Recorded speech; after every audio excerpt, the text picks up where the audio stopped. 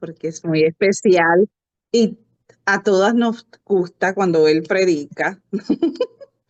A Alejandro Batres, que nos trae la palabra de esta tarde. Amén, gracias a Alejandro. ti. Gracias, gracias. Hola, Mónica, te nos uniste en media alabanza, pero no gozamos que estés con nosotros. Amén. Y bueno, y voy a ir entrando porque mi prédica no es larga, pero el versículo sí. Entonces vamos a ir a Segunda de Crónicas, capítulo 20. Si usted me acompaña en la Biblia, la única razón por qué quiero que me acompañe es porque cuando usted lo ve en la Biblia, lo ve en el teléfono, el versículo con o sea, el texto y lo va leyendo, a usted se le queda más en la mente. Amén. Y quiero que usted recuerde para siempre, mientras viva esta historia, porque es una historia preciosa. Es la historia del rey Josafat, es el tercer rey en la provincia de Judá, ¿no? Cuando el reino estaba unido, tuvo tres reyes. Primero fue Saúl, luego fue David y luego fue Salomón su hijo. Pero Salomón cometió una serie de imprudencias que dividió el reino. Entonces, cuando él estableció a su hijo, ¿no?, Roboam como su sucesor, se pusieron bravos, unos cuantos, ¿no? Las tribus decidieron no seguirlo a él y 10 tribus se rebelaron contra el reinado y decidieron hacer su propio reinado, que es el reino del norte, su capital en Samaria, ¿no? Y a David, perdón, y a Judá, la tribu de Judá, que su capital era Jerusalén, se unió nada más la tribu de Benjamín. Entonces eran 10 tribus contra 2 tribus, pero en realidad ellos no es que tenían tanto conflicto entre ellos, pero no estaban unidos. Es lo que se llama la división del reino, amén. Los tiempos del reinado de Israel, o sea, se conoce como el reino del norte, que son las 10 tribus, y el reino del sur, que es Judá. Luego que muere Roam, pues se establece su hijo Abías, que también fue un rey que buscó que el pueblo supiera la ley de Jehová, y él crió a sus hijos, a su hijo Asa, perdón, que es el que sigue después como lo sucede, que también hizo buenas cosas, pero tuvo guerras y trajo la paz a Judá. Y es el papá de este Josafat, ¿no? Josafat también era temeroso del Señor, decía lo correcto, como su padre y su padre y su padre, dice como su padre David, ¿no? Él trató siempre de, mm, de honrar a Dios, amén, obedecerle, y en el tiempo que él está de rey, se da el tiempo el año sabático. El año sabático es una ordenanza que usted encuentra en Deuteronomio 31, cuando el Señor instituye que cada 7 años, eso es un periodo de 7 años, un término que se usaba para la agricultura. O sea, el país podía sembrar por seis años consecutivos, pero ese séptimo año descansaba la tierra y descansaban ellos.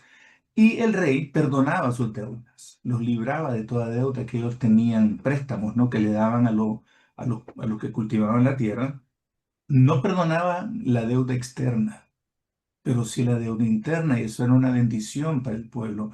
Entonces ellos esperaban con ansia, especialmente si habían deudas no canceladas, lo esperaban con ahínco. Pero ¿qué también hacían? Hacían volver al pueblo a la ley de Jehová. Y se pregonaba en todas las zonas, en todas las ciudades. El rey instituyó que por todo Judá se iba a predicar la ley, se iba a dar a conocer la ley, para que a los hijos nunca se les olvidara de hacer el bien y no ir en pos de dioses ajenos.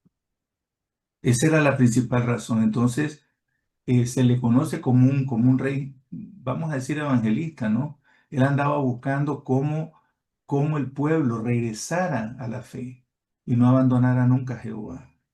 De hecho, Judá es la primera tribu que Moisés bendice antes de morir. Antes de morir, eh, Moisés tiene una cita divina con Dios, pero Dios le dice: este pueblo que tú estamos pasando, dice que van a conquistar la tierra, son desobedientes y son altivos, son de dura cerviz, y van a casarse con otros dioses, y van a ir en pos de mujeres de otros dioses, y van a levantar se va a arder en idolatría por otro Dios y yo lo voy a castigar. Dios se lo dice. Entonces te voy a dar un cántico para que se lo recuerdes. Y él le da un cántico que después luego en el siguiente capítulo, de eso está ya en 42 de Génesis, le da ese cántico, no es Génesis, eso está en, sí, sí, está en Génesis. Wait a minute. Éxodo, sorry, Éxodo. Y el cántico habla de eso, cómo ellos se rebelan, pero al final Dios los ayuda. Y después de ese cántico, Moisés bendice las 12 tribus de Israel y luego Dios lo hace subir al monte Nebo, donde le deja ver la tierra prometida y ahí hace que él muera y que nadie sepa dónde murió. Los ángeles, se entiende, lo recogieron y lo enterraron, pero nadie sabe dónde está el cuerpo de Moisés. Amén. Pero en esa bendición, la primera tribu que bendice es a Judá. Y le dice a Judá que sus manos le bastará. En otras palabras, sí van a poder defender solos, que no van a necesitar de mucho, porque con sus manos iban a poder hacer todo. Y le dice, y Jehová será tu ayudador. Esa es toda la bendición, una de las bendiciones más cortas que Moisés profirió, dice, profirió esta bendición con su, o sea, hacia esta tribu, pero a la otra les dijo una serie de cosas porque a la otra sí iban a hacer unos cuantos desastres. Amén. Entonces Judá, entendemos que tiene una bendición diferente. Cuando él nace, Jacob le dice, él es como un cachorro de león. Y hablando de su coraje, de su valentía, de su fuerza, o sea, había bendición en ser de la tribu de Judá. De ahí era David. David era de Belén de Judá. De ahí era también nuestro Señor Jesús. Amén. Él nació en Belén y él es de la provincia de Judá también. Por eso es que Juan, al final, cuando él está viendo a alguien que está en el trono de Dios, él todavía no ha entendido que ese es Jesús. Dice que tenía un libro con 7 sellos. Y cuando preguntaron quién es digno de abrir este sello, no había nadie en el cielo, ni en la tierra, ni debajo de la tierra que fuera digno. Entonces Juan empieza a llorar. Y un anciano se da vuelta y le dice, no llores, le dice, no llores. Porque este es el león de Judá, dice, la raíz de David. Él solamente él es digno, el Cordero inmolado de Dios. Y ahí se da cuenta que Él es Jesús, el Señor, el Rey de Reyes y Señor de Señores. ¿Por qué te relato todo esto? Para que tú sepas de dónde, qué es Judá para Dios. Amén.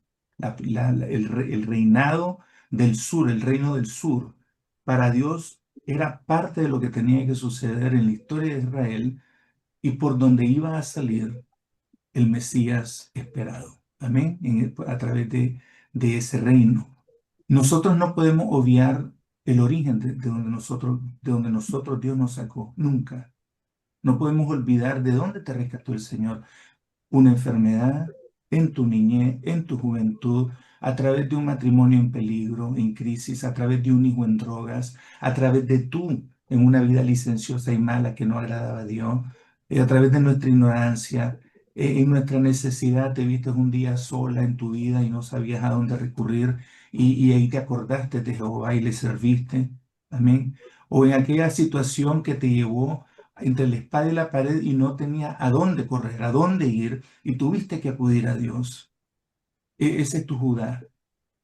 Ese es tu Judá porque tienes que recordar siempre que tu inicio fue pobre, fue carente, fue pequeño. Tu final será grande. Amén. Y esa es la palabra que el Señor le da a Job. Le dice, no importa cómo empiezas, lo que importante es cómo terminas. Entonces, si tú hasta aquí has estado, has llegado, hasta este día Dios no te ha abandonado y tú puedes decir, Ebenecer, hasta aquí Dios me ha ayudado, entonces estás en el buen camino, no te salgas de ahí, a pesar de lo que pueda venir. A mí, yo quiero hablar hoy acerca de un aspecto en nuestra vida que no podemos obviar nunca, y es la necesidad de provisión de Dios. Ahora, mira qué pasa aquí. Vamos a leer la historia para que tengas como referencia esto que pasó aquí. Dice, pastor, Segunda Crónica 20. Empezamos en el versículo 1. Dice, pasadas estas cosas, aconteció que los hijos de Moab y de Amón, y con ellos otros de los amonitas, vinieron contra Josafat a la guerra. Y acudieron algunos y dieron aviso a Josafat diciendo, contra ti viene una gran multitud del otro lado del mar y de Siria, y he aquí están en Hasezón Tamar, que es en Gadi. Entonces él tuvo temor, y Josafat humilló su rostro para consultar a Jehová, e hizo pregonar ayuno a todo Judá. Y se reunieron los de Judá para pedir socorro a Jehová. Y también de todas las ciudades de Judá vinieron a pedir ayuda a Jehová. Entonces Josafat se puso de en pie en la asamblea de Judá y de Jerusalén, en la casa de Jehová, en el templo, delante del atrio nuevo, del templo que había construido su bisabuelo Salomón. Y los atrios fueron añadiduras que le hicieron su padre y su abuelo, amén. Y él está en el último atrio que acaban de construir, está parado de pie, dice ahí, y dijo, Jehová, Dios de nuestros padres, ¿no eres tú Dios en los cielos y tienes dominio sobre todos los reinos de las naciones? ¿No está en tu mano tal fuerza y poder que no hay quien te resista? Dios nuestro, ¿no echaste tú los moradores de esta tierra delante de tu pueblo Israel y la diste a la descendencia de Abraham, tu amigo, para siempre? Y ellos han habitado en ella y te han edificado en ella santuario a tu nombre, diciendo, si mal viniere sobre nosotros, o espada de castigo, o pestilencia, o hambre, nos presentaremos delante de esta casa y delante de ti. Paréntesis, porque tu nombre está en esta casa. Y a causa de nuestras tribulaciones clamaremos a ti y tú nos oirás y salvarás. Ahora pues he aquí los hijos de Amón y Moab y los del monte de Seir, a cuya tierra no quisiste que pasase Israel cuando venía de la tierra de Egipto, sino que se apartase de ellos y no los destruyese. He aquí ellos nos dan el pago viniendo a arrojarnos de la heredad que tú nos diste en posesión. Los querían sacar de la tierra. Eso era lo que querían hacer los amonitas y los moabitas. Entonces le dice, oh Dios nuestro, ¿no nos juzgarás tú? Porque en nosotros no hay fuerza contra tan grande multitud que viene contra nosotros. No hay un ejército que lo pueda parar. ¿Mm? Y dice, no sabemos qué hacer. Y a ti volvemos nuestros ojos. Y todo Judá estaba en pie delante de Jehová con sus niños y sus mujeres y sus hijos. Y estaba allí Jaasiel, hijo de Zacarías, el profeta, hijo de Benaía, hijo de Jehiel, hijo de Matanías, levita de los hijos de Asaf. ¿Usted se acuerda de los salmos de Asaf? Asaf era un levita que escribió salmos también en los tiempos del rey David, sobre el cual vino el Espíritu de Jehová en medio de la reunión y dijo, oíd Judá todo y vosotros moradores de Jerusalén y tú, rey Josafat, Jehová os dice así, no temáis ni os amedrentéis delante de esta multitud tan grande, porque no es vuestra la guerra, sino de Dios. Mañana descenderéis contra ellos. He aquí que ellos subirán por la cuesta de Cis y los hallaréis junto al arroyo antes del desierto de Jeruel. No habrá para que peleéis vosotros en este caso. Paraos, estad quietos y ved la salvación de Jehová con vosotros. Oh Judá y Jerusalén, no temáis ni desmayéis. Salid mañana contra ellos, porque Jehová estará con vosotros. Entonces Josafat se inclinó rostro a tierra y asimismo todo Judá y los moradores de Jerusalén se postraron delante de Jehová y adoraron a Jehová. Marque eso, adoraron a Jehová. Y se levantaron los levitas de los hijos de Coat y los hijos de Coré, para alabar a Jehová, el Dios de Israel, con fuerte y alta voz. También señale eso. Adoraron a Jehová, dice, con fuerte y alta voz. ¿Ok? Y cuando se levantaron por la mañana, salieron al desierto de Tecoa, y mientras ellos salían, Josafat, estando en pie, dijo, oídme Judá y moradores de Jerusalén, creed en Jehová vuestro Dios y estaréis seguros. Creed a sus profetas y seréis prosperados. Hay una palabra que dice creed en Jehová y viviréis. Amén. Creed a sus profetas y seréis prosperados. Y ha habido consejo con el pueblo, puso a algunos que cantasen y alabasen a Jehová, vestidos de ornamento sagrado, mientras salía la gente armada, y que dijesen, glorificad a Jehová, porque su misericordia es para siempre. Y cuando comenzaron a entonar cantos de alabanza, Jehová puso contra los hijos de Amón y de Moab y del monte de Seir las emboscadas de ellos mismos que venían contra Judá. Y se mataron los unos a los otros, porque los hijos de Amón y Moab se levantaron contra los del monte de Seir para matarlos y destruirlos, y cuando hubiesen acabado con los del monte de Seir, cada cual ayudó a la destrucción de su compañero. Y luego que vino Judá a la torre del desierto y miraron hacia la multitud, y he aquí yacían ellos en tierra muertos, pues ninguno había escapado. Viniendo entonces Josafat y su pueblo a despojarlos, hallaron entre los cadáveres muchas riquezas, así vestidos como alhajas preciosas, que tomaron para sí tanto que no los podían llevar. 3 días estuvieron recogiendo el botín porque era mucho.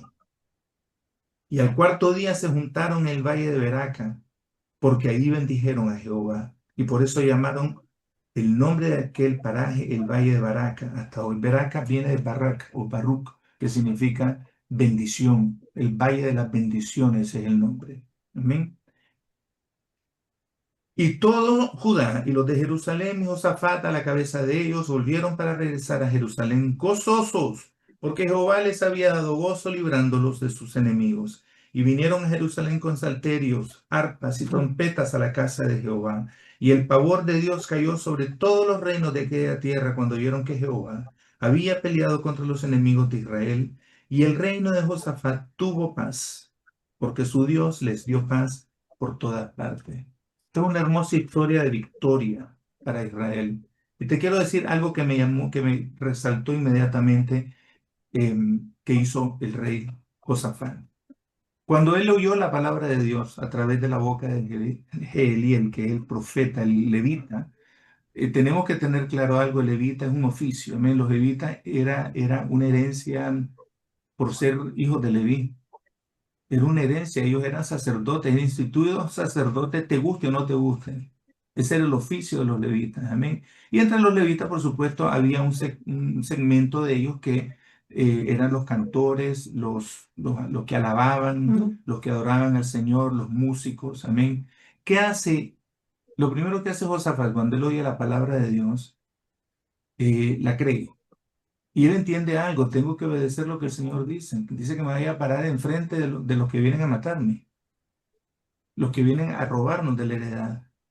Él no cuestiona a Dios, simplemente dice que él se postra junto con todo el pueblo a adorar a Dios. Dice que los levitas adoraban con voz alta y fuerte. Quiere decir que adoraban a gritos. Se cree que daban alaridos de alabanza. Los alaridos solamente se daban en guerra, pero es que ellos estaban en guerra. Pero no era una guerra de ellos, era una guerra de Jehová. Le dice: esta guerra no es de vosotros, la guerra es del Señor, la batalla es del Señor. Lo primero que tienes que entender cuando tú te encuentras ante una situación donde no sabes qué hacer, que fue lo que confesó Josafat, dijo: no tenemos esa fuerza, dice, no tenemos esa fuerza militar para vencerlos. Y tampoco sabemos qué hacer, no tenemos estrategia. Aquí es donde viene entonces la palabra de Dios. La palabra de Dios es tu pronto auxilio en la tribulación. En el momento que tú estés en una necesidad tan o sea, que no es que tengas todo el tiempo del mundo para decidir qué vas a hacer o qué no vas a hacer. Mira que ellos estaban a 3 días de camino, y cuando ellos le da la noticia, le dicen: rey, están acampados ahí al otro lado del mar Muerto. Entendamos algo: Israel es más o menos de este tamaño, vamos a decirlo, es pequeño. Entonces, a este lado está el mar Mediterráneo, pero a este lado está el mar Muerto. El mar Muerto tiene una línea divisoria que divide a Israel, y a este lado está, perdón, a este lado está Jordania. Arriba, más o menos por aquí está Siria, y más o menos por aquí está el Líbano. Y en este lado del sur está Egipto.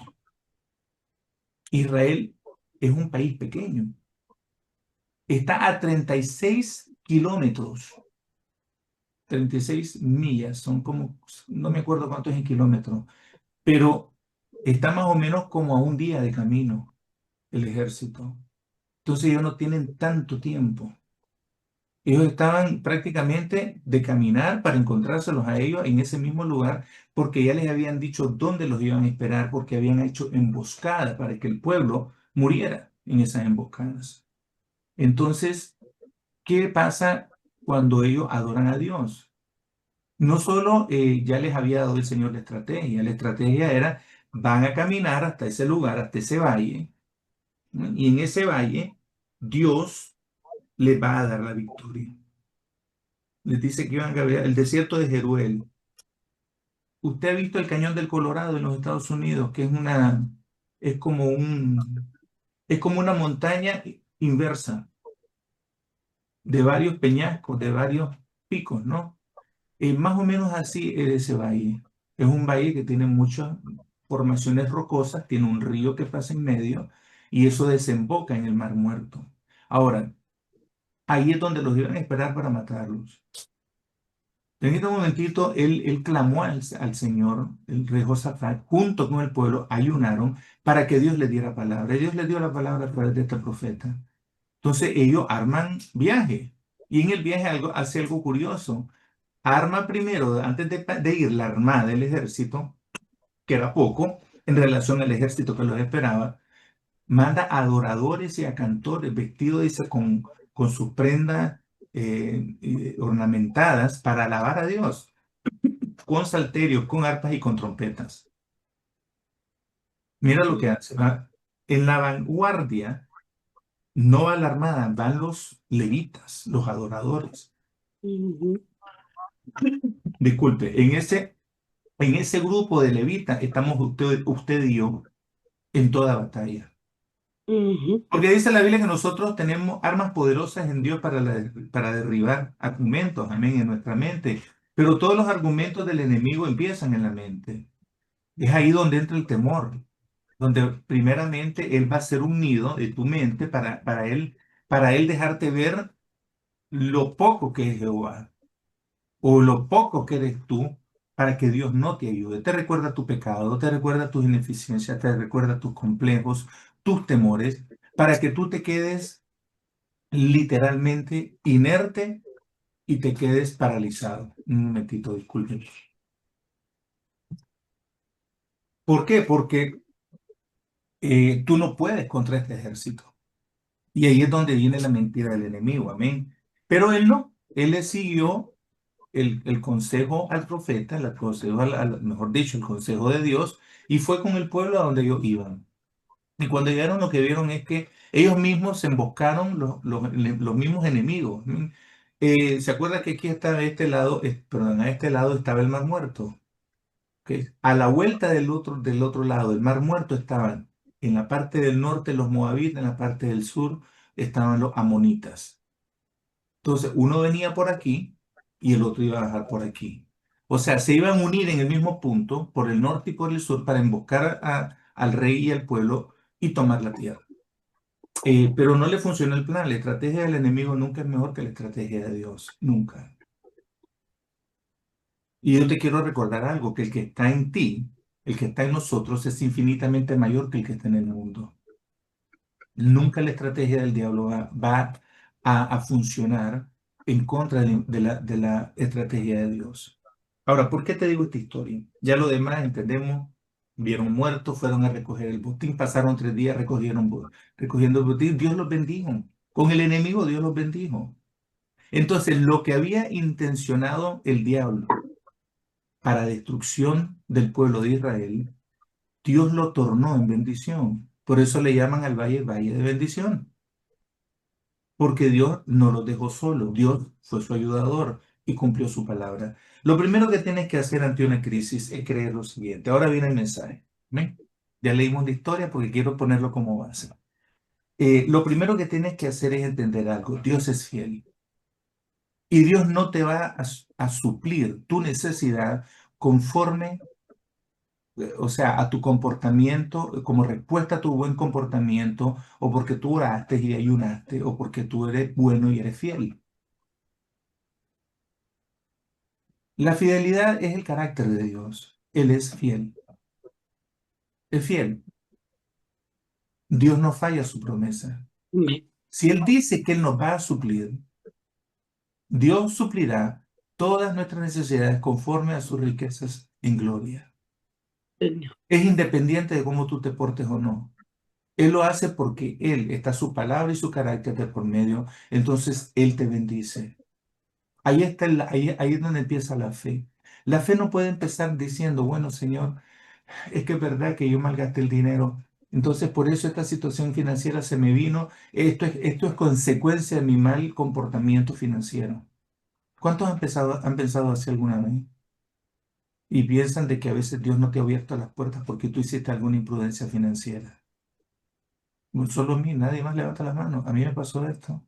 A mí me ha pasado. Que he pensado que esto, espérate, Dios tiene cerrada la ventana de los cielos para mí. Yo no sé si tu necesidad es médica. Nosotros conocemos un caso de una madre desesperada por un hijo enfermo. ¿Hasta dónde va a actuar Dios? ¿Cuándo va a actuar Dios? ¿Tú te imaginas teniendo un hijo que no puedes hacer nada por él? Pero Dios dice la palabra que es nuestro sanador y Él va a suplir la medicina. Dice, en sus alas traerá la medicina para la enfermedad. Eso te quiere decir que el Señor va a ir volando para salvar, que el Señor se apresura para salvar.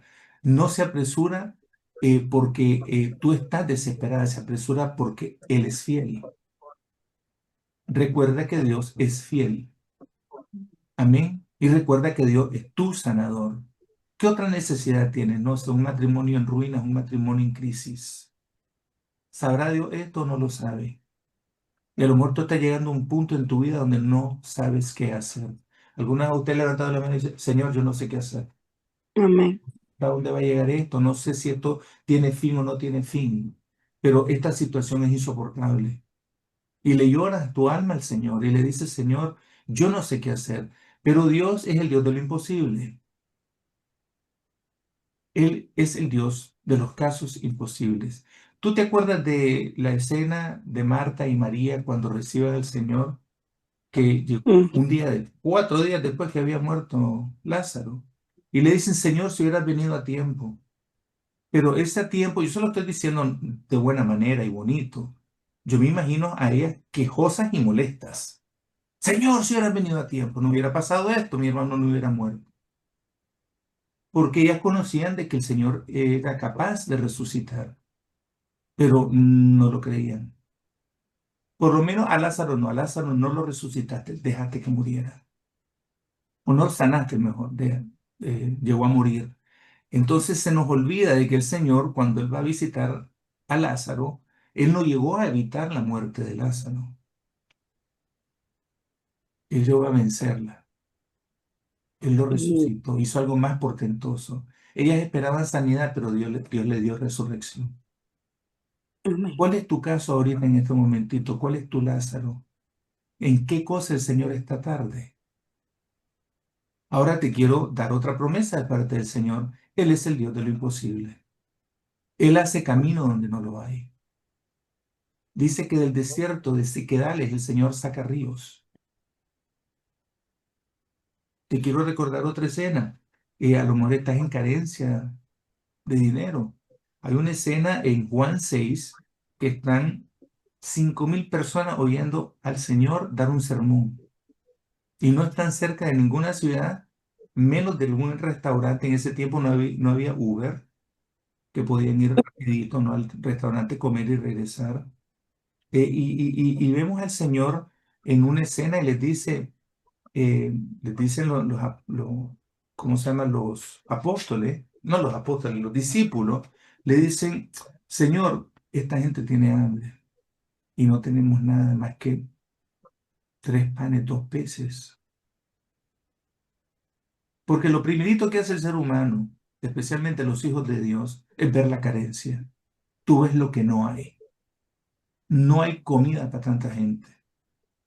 ¿Qué vamos a hacer con esta gente, Señor? Hay que mandarlos a su casa a comer porque ya llevan rato sin comer. Hay como 5.000 hombres, ya no decir mujeres e hijos. Era un montón de gente. Entonces el Señor le dice, ¿qué tienen ahí? Dice, en esa canasta. Bueno, un muchacho aquí lo que tiene son 3 panes, 2 peces. Del de comer vosotros, le dice. Pero ¿cómo? Esto no es suficiente, esto no alcanza ni para nosotros, le dice. Entonces el Señor lo reprende y le dice, dame la canasta. Dice que levantó la canasta, lo bendijo al cielo y dice, Señor, gracias por estos alimentos que vamos a recibir. Y empieza a multiplicarse los panes y los peces. Dice que sobreabundó y sobró. Gente se llevó pescaditos y pancitos a la familia. ¿Qué le parece a usted? Hubo provisión, hubo un mercado de pan y pescado sin haberlo pescado y sin haberlo hecho el pan. ¿Qué le parece? Ujú. ¿Cuál es tu situación ahora donde tú crees que Dios no va a obrar? ¿O no puede obrar o no ha obrado? ¿Cuál es tu carencia ahora mismo? ¿Carencia de fe? ¿Cuál es tu necesidad en este momentito? Una sanidad, a lo mejor tú lo que necesitas es paz, paz en una situación que no sabes cómo actuar, algo que no tiene cura, y estás entre la espada y la pared, entre la vida y la muerte, no sabes cuánto tiempo te queda. ¿Y qué situación tienes? Un pasado que te persigue y no te deja libre y te sigue diciendo de que Dios no te ama porque te pasó esto, porque te pasó aquello, porque te permitieron aquello, permitieron aquello. Yo no te puedo decir cuánta necesidad hay hoy en día en la iglesia. Necesidad, pues nosotros tenemos un rol de oración todos los días, de lunes a viernes. Nosotros oramos en una reunión así parecida a esta, en un fórum como este, en un Zoom más o menos 20 personas de la iglesia, un poquito más, donde se ora por las necesidades de la iglesia. Y cuando hablamos de iglesias personales, ¿no? Tenemos peticiones de casos legales, inmigratorios, tenemos problemas, casos financieros, eh, oramos por la familia, por la unidad de la iglesia, eh, por los líderes, por el liderazgo, oramos por la visión de la iglesia, de la casa, pero tenemos eso en una página y las otras 3 páginas son peticiones de necesidad de sanidad física. Ahí están todas las enfermedades, solo las enfermedades ocupan una hoja entera. Y las otras 2, y la otra página es mitad y mitad de sanidad emocional, que también entra la sanidad mental, y la otra es sanidad espiritual. Sin exagerarle, hay como 140 nombres en esas listas. Más o menos así son las necesidades de nuestra iglesia, de unos 300 a 500 miembros. Yo me imagino que usted tiene también unas cuantas listas de petición, porque yo las tengo.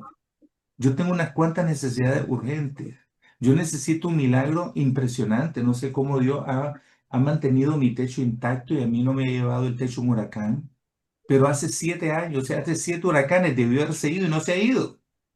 Entonces mi esposa me dijo un día, mi amor, me dice, vamos a hacer algo. Me dice, en vez de que te amargues con la lluvia y cada vez que tú ves el cielo negro, alaba a Dios. Rosy se convirtió en una experta lavadora de Dios en la situación. Yo no, a mí cada vez que yo miraba las cosas, a mí me daba ansiedad, me daba nervio. Yo decía, Dios mío, me daba temor, a mí me quitaba el sueño. Y yo a veces miraba a mi esposa que se ponía a reír y le decía, te estás burlando, le decía. Entonces, no, mi amor, es que yo estoy tranquila, me decía. Lo que pasa es que me da gracia verte a vos, ¿por qué no puedes estar tranquilo? Entonces, es que yo no soy irresponsable como tú. Alguien se tiene que preocupar por las cosas aquí, ese soy yo, y tú no te preocupas, tú te ríes. Y se ponía, le daba más risa. Lo miraba, hay un momentito que decía, Rosy lo ve como un chiste, esto no puede ser de que ella no comparta mi preocupación. Pero me dice, no, no, no, no, tú tienes que compartir mi gozo en la alabanza del Señor. Y a mí se me hinchaba la cabeza con eso y decía, ¿cómo puede alabar a Dios? Te estoy hablando algo real, algo que me pasó a mí. Y he venido a través de los años dándome cuenta que es cierto. Alabar a Dios en el dolor. Yo aprendí a adorar a Dios y a alabarlo camino al trabajo. 2 días después que murió mi madre, yo empecé a alabar a Dios entre lágrimas y decía, qué lindo es adorar a Dios en mi dolor, porque me venía una paz inmediata, una cosa impresionante. Llegó un momentito que yo me sentía culpable de no llorar más a mi mamá y decía, Dios mío, pero ¿por qué no me dan ganas de llorar? Porque es que el Señor no guarda en paz. Dios no es loco, Dios no es sádico, no nos va a dar una carga que no podamos sobrellevar, dice la palabra. No nos lleva hasta ese punto de rompimiento donde Él quiere ver nuestra espalda partida por la carga tan grande y tan pesada que llevamos. Todo lo contrario, Él hace un intercambio de carga, dice, dame tu carga, yo te voy a dar mi yugo que es más fácil y más ligero de llevar. Venid a mí todos los que estén cargados, dice el Señor, y yo los haré descansar. Entonces, ¿en quién descansas tú a la hora de un problema?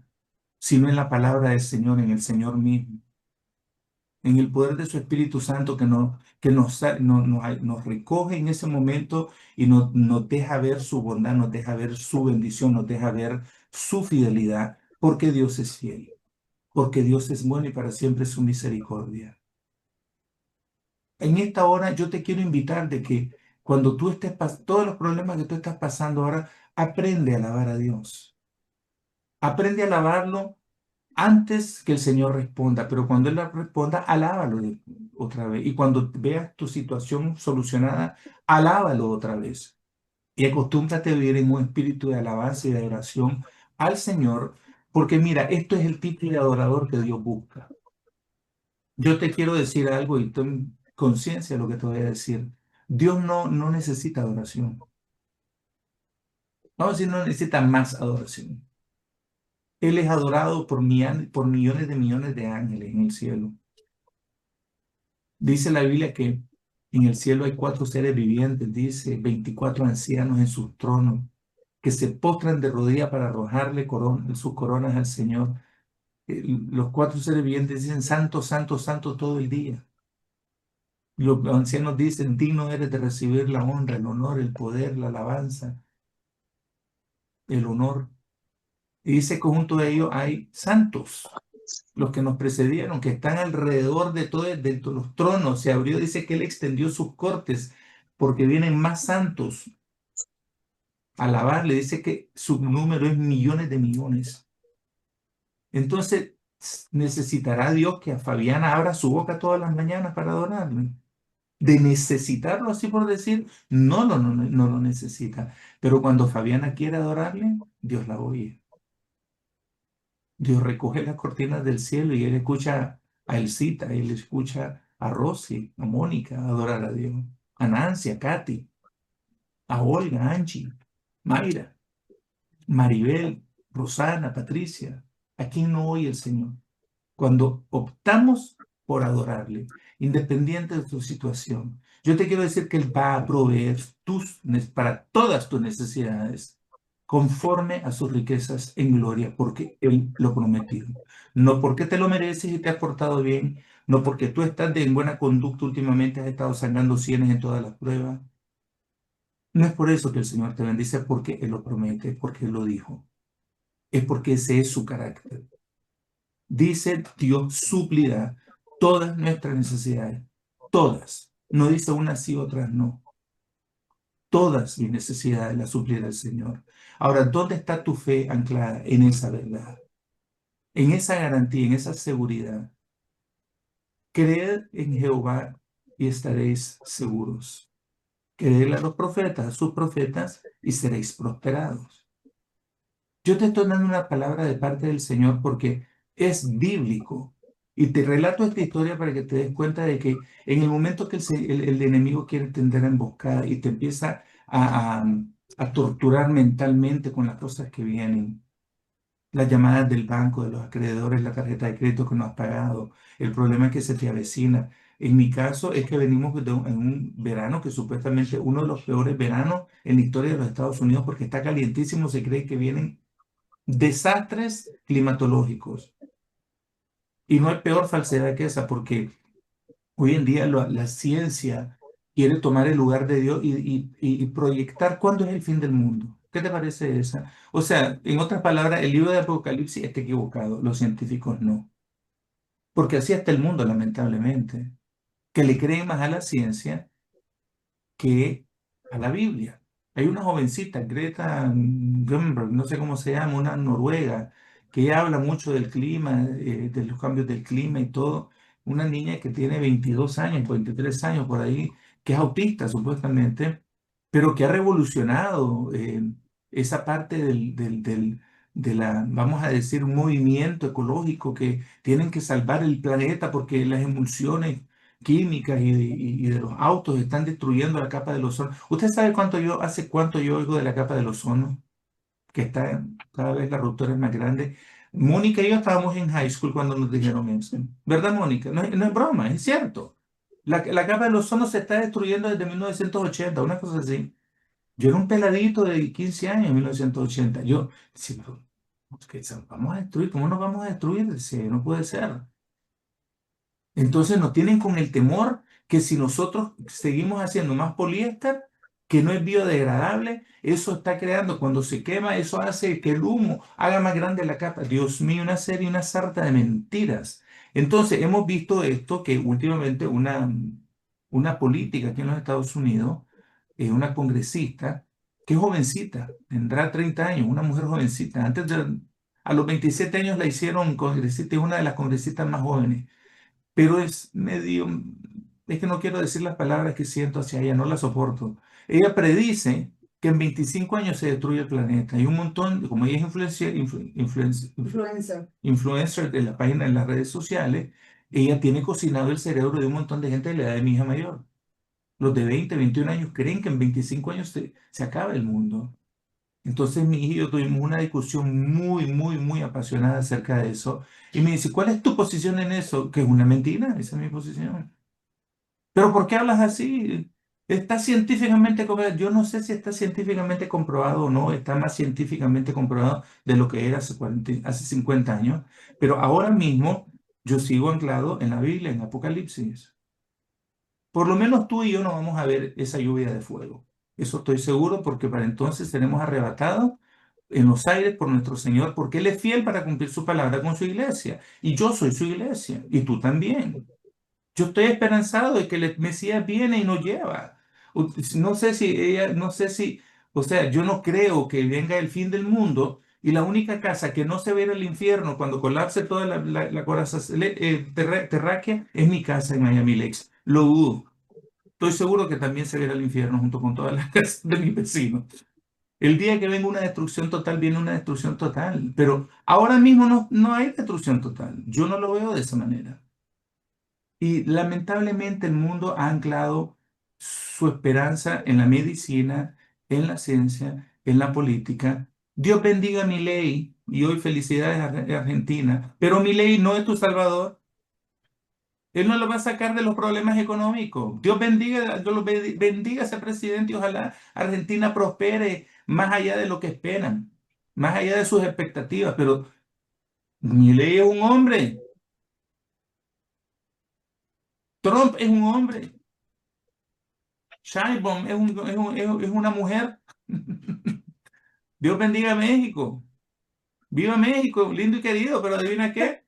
Claudia Sheinbaum no es la respuesta a México. Jesucristo es la respuesta. Y aquí no es Trump. Y allá el rey de España tampoco. La mirada no puede estar en el rey de España, Nancy. Ni tampoco en, ¿cómo se llama? Y me encanta ella, a mí, Meloni, la de Italia. Dios las bendiga, a todas ellas, no a todos los reyes y los reyes de Amén. la tierra. Pero a la hora de los mameyes verdes, ninguno nos puede salvar. Solo Dios salva. Entonces, ¿qué pasa? Nuestra mirada tiene que estar en su promesa, no en el problema. Deja de ver la canasta de peces y panes. Aprende a ver a Jesús. Aprende a verlo a Él en tu necesidad. ¿Qué está pasando con tu enfermedad? ¿Qué está pasando con tu esperanza? ¿Qué pasa en los momentos de crisis? ¿Dónde descansa el alma loca, la mente loca? Tiene que descansar en la palabra y en la promesa de nuestro Dios, que es fiel para suplir. Cuando Josafat inclinó su rostro y dijo, no sé qué hacer, Señor, lo volvió a inclinar para adorar. Está bien que tú te inclines y le pidas al Señor sabiduría, guianza, dirección, porque estás en ese momento ofuscado y no hay claridad. Pero Dios siempre va a mandar una palabra, siempre va a mandar una palabra profética a tu vida. Siempre te va a traer a la memoria algo que Él ya te dijo hacía años. ¿A cuántos se les han cumplido cosas que te las dijo Dios hace décadas? Y de repente, ¡ah! Esto es lo que Dios quiso decirme cuando me dijo esto. Yo soy fiel, de verdad lo que le digo es cierto. Es imposible que cuando yo iba a renunciar de mi trabajo, no había renunciado cuando Mayra, yo no sé ni por qué hablamos, Mayra estaba hablando con mi esposa, yo la saludo y me dice, oye, Alejandro, tú tienes que hacer tu negocio. Y ella no sabía lo de mi trabajo. Imposible que ella supiera lo de mi corazón. Pero Dios le dijo a ella que me dijera, ¿qué te parece eso?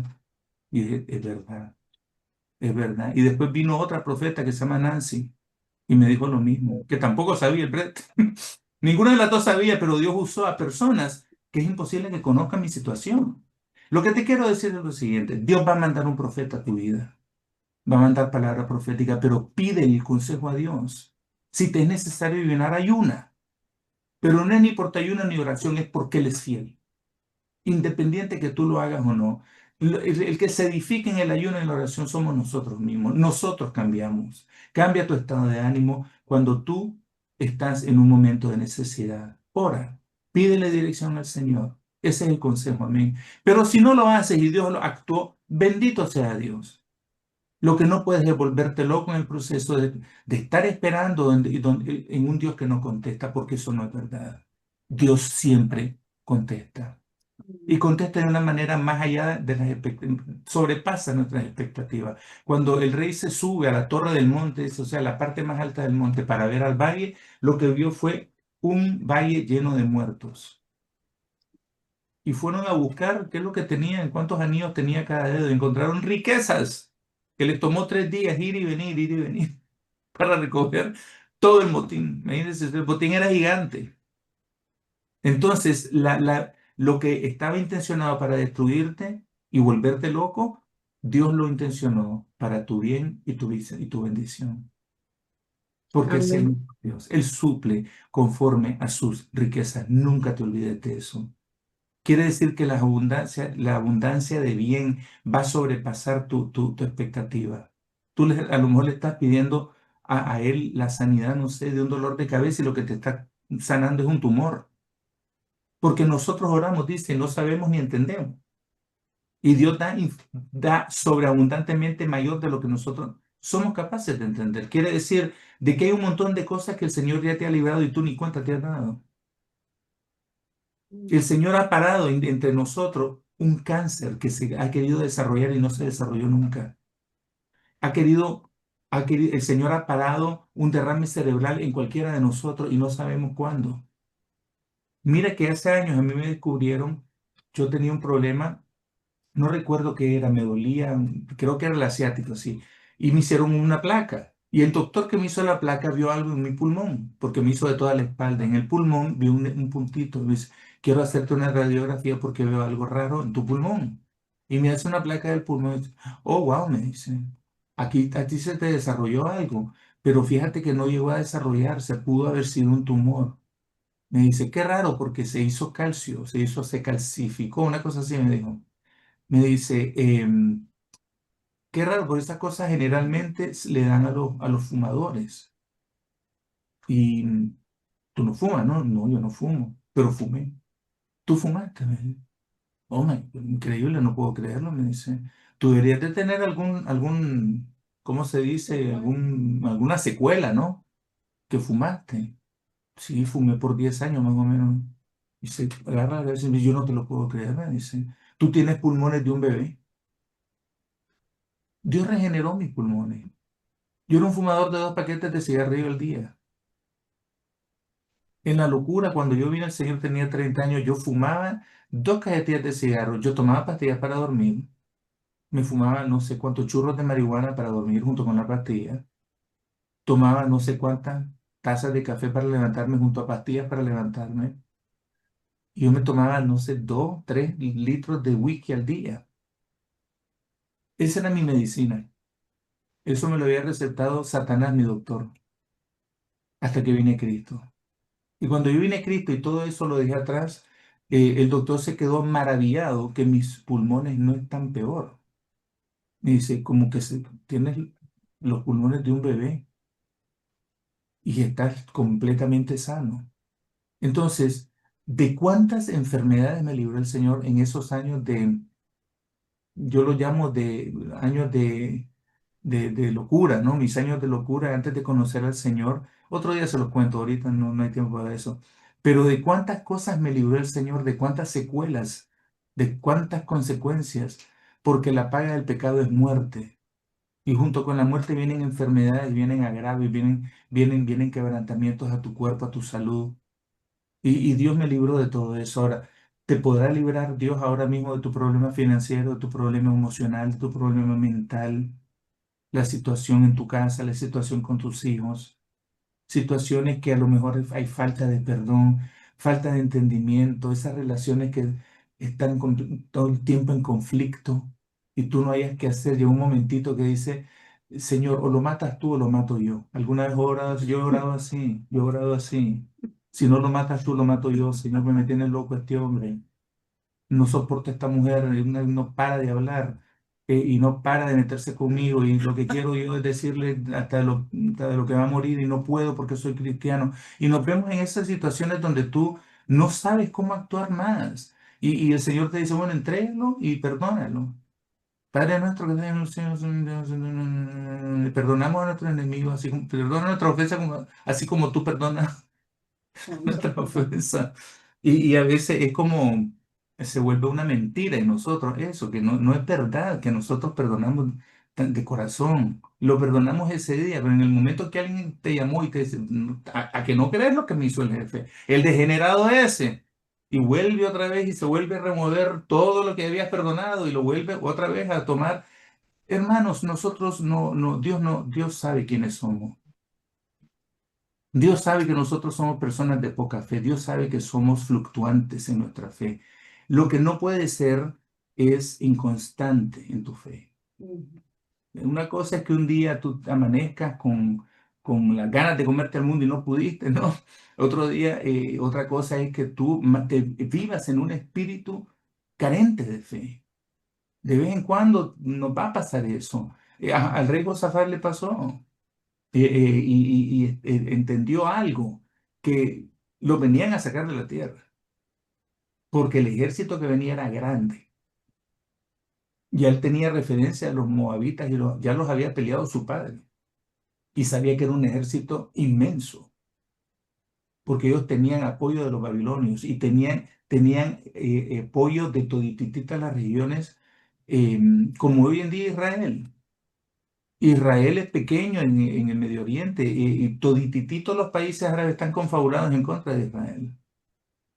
Pero ellos no se amedrantan, no se ponen nerviosos. La estrategia que ellos tienen, la tienen del león de la tribu de Judá. La misma estrategia tenemos nosotros.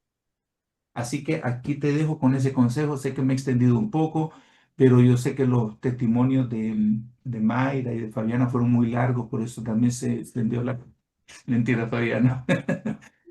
Espero que te haya sido de bendición y que tú aprendas siempre a anclar tu esperanza en el Dios que suplirá todas tus necesidades. Amén. Que Dios me las bendiga. Amén. Amén. Amén. Gloria a Jesús. Gracias.